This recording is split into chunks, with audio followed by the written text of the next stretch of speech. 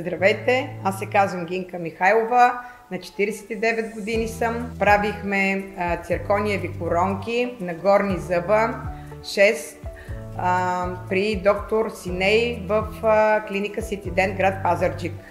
Искам да кажа, че тази клиника с този лекар сбъднаха една моя мечта, която мислих, че няма да се реализира, но в днешно време разбрах, че абсолютно всичко е възможно. Искам да кажа на пациенти, които имат такова желание, да го направят, защото това не е болезнено, това е много хубаво нещо, става много бърже и човек се чувства много добре. Има перфектна усмивка, перфектни са зъбите, може да се храни добре.